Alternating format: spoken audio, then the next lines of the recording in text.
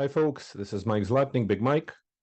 And today's discussion is going to be all about short-term investing versus long-term investing. And we'll cover the medium term as a compromise between the two. Before we dive into that, and we'll cover obviously debt investments and equity investments, just compare and contrast how each functions and what duration does to these type of investments. But before we do that, the usual disclaimer: this is for informational, educational purposes only, no solicitation of any kind, no advice of any kind.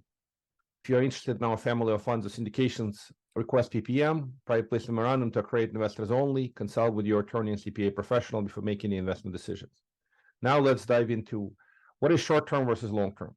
And there are different definitions, and I'll give you my definition. Obviously, there's some range, but investments under 2 years in general are considered to be short-term. Investments sort of 4 to 5 years, sometimes longer, considered to be long-term. And somewhere in between 2 to 4 years are sort of medium term. And there's no hard definition. It's just a conceptual idea. Now, short-term versus long-term is just a matter of thinking. A lot of short-term investments are even shorter duration than 2 years. Most of the short-term investments probably fall under 1 year. It's bridge loan for 6 months or 1 year. Those are typical short-term investments, 18 months. Once you cross 2 year duration, you begin to look like a little bit more longer term. This is, again, high level concept. What I call medium term, you can do that. Now let's compare and contrast debt versus equity. So debt investments generally are promissory notes or some kind of obligations. They are fixed term, fixed rate obligations. Now, some debt investments could have some behavior of equity too, call it debt with an equity kicker. Those things do exist.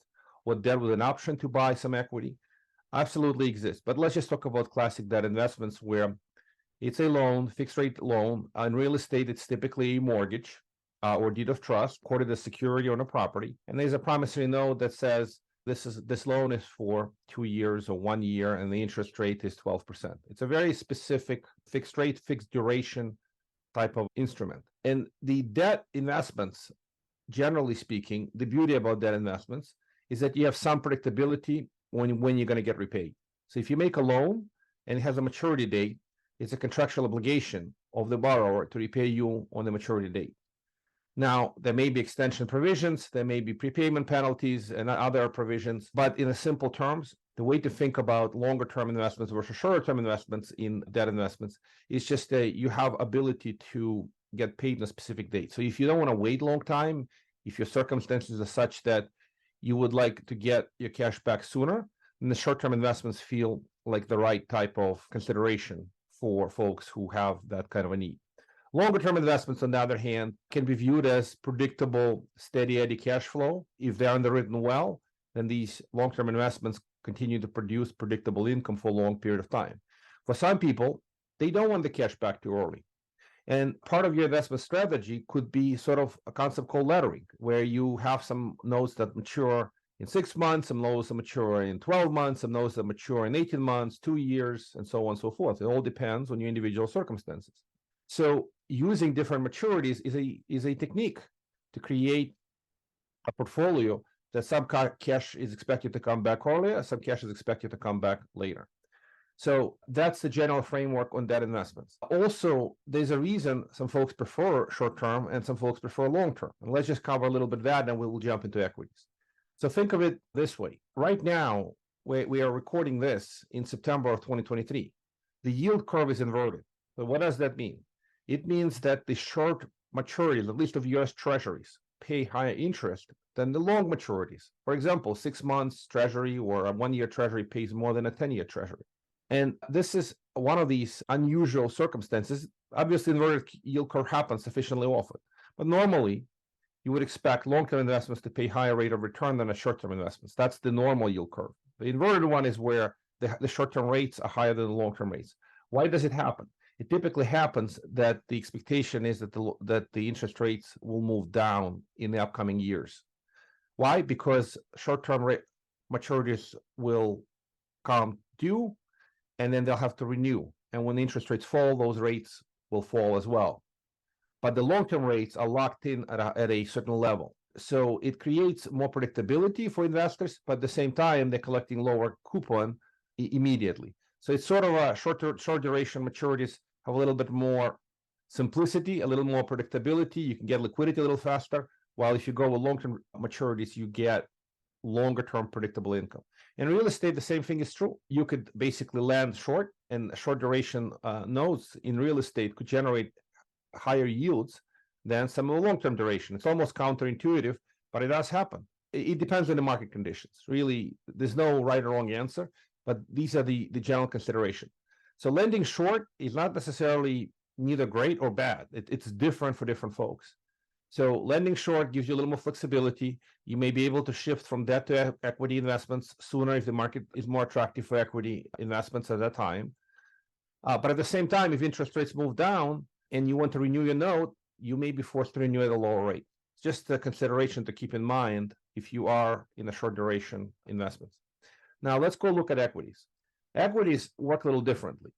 Equities are not promissory obligations, even though you may have an equity offering in real estate that projects an exit in 5 years or 4 years or 2 years or 3 years. Those are all projections.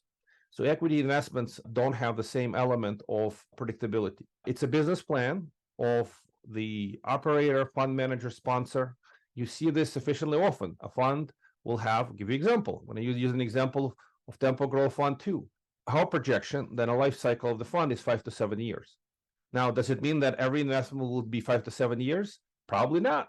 Most investments could be shorter, but some investments could drag out to 5 to 7 years. Some may even be longer. And the way to think about this is an approximate number. It's a business plan based on market conditions, based on many factors. There are some investments. We have other funds that invest for shorter duration. When we do that, we expect the capital to come back to the 3 years, for example. But again, equity investments are business plans. They are not guarantees.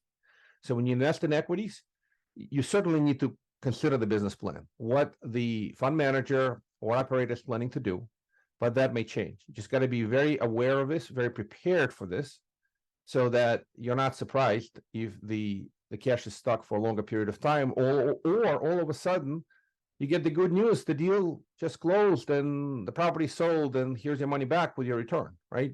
So there's some, the best way to describe it is equity investment, by definition, has a higher volatility than debt investments. Typically, on the same deal, all things being equal, if you invest in a debt of a given deal, you have typically higher predictability, lower volatility, but also lower projected rate of return. When you go in an equity investment of a given deal, generally speaking, you expect a certain level of higher volatility, higher risk, but also higher return potential. And that's generally how these things work. Now, long-term versus short-term in equity is pretty much a projection, an estimation. It is not a commitment. So just keep that in mind when you're making any investment decisions. Real estate, just like other asset classes can have different market conditions. Things could be wonderful, and then they could slow down, and then they could be wonderful again. So we're going through a period of economic slowdown. There's potential recession on the horizon. And the recession, not just real estate, could impact other markets. So all equities, in essence, behave with a higher volatility during a periods of recession and uncertainty. And why I bring this point? Well, we've had some deals from a couple of years ago that were projected to run for 2 to 3 years, and now they may run for 4 to 5 years. It's just an example how an economic condition can change the outcome of these investments. And as an equity investor, you have to be prepared. By the way, it's not necessarily bad or good. There are situations where even during the good times, the operators and sponsors, when there's no recession ahead, when there is just beautiful, smooth sailing ahead, operators and fund managers and sponsors choose not to exit when they were originally projecting, because they see that they have greater upside in the upcoming few years. So it's kind of one of these fluid situations. When you go into equity, you're riding the wave, and sometimes the wave is going to take you out faster, and sometimes the wave will take you out slower or later. So just keep that in mind. So these are the concepts, short-term versus long-term. Appreciate your time and attention. Feel free to reach out with any follow-up questions.